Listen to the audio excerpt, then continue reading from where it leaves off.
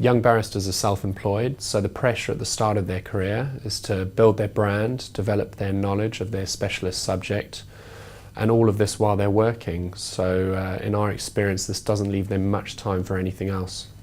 At the start of their career, I think the most important thing is taking out some income protection, regardless of whether they have any financial dependents.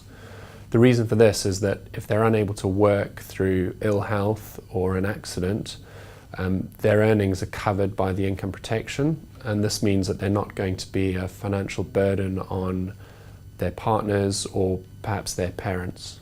For a young barrister who has other financial dependents, for example, a partner who isn't working, young children, or even elderly parents, I think it's really important that they think about additional insurance in the form of term assurance.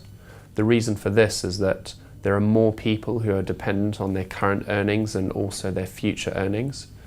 For as little as £25 a month, they could take out up to £1 million of assurance on their own life. I think once a young barrister's earnings start picking up, it's important that some sort of savings regime is started. There's a need to prioritise. For example, if someone is thinking of buying a property or moving into a new property and spending some more money, it's important that money's not tied up. I would recommend that they start with some pension savings, but if they have a view on a property move coming up, then ISAs are a really, really good way of building up savings but retaining the accessibility.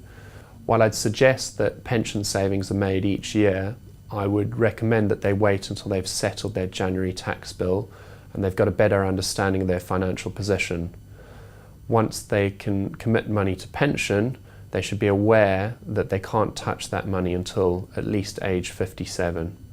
While you can't access your pension until you're 57, it remains one of the most tax efficient ways of saving for retirement. If your earnings are above £46,000, the income tax relief that you get on a pension contribution is 40%.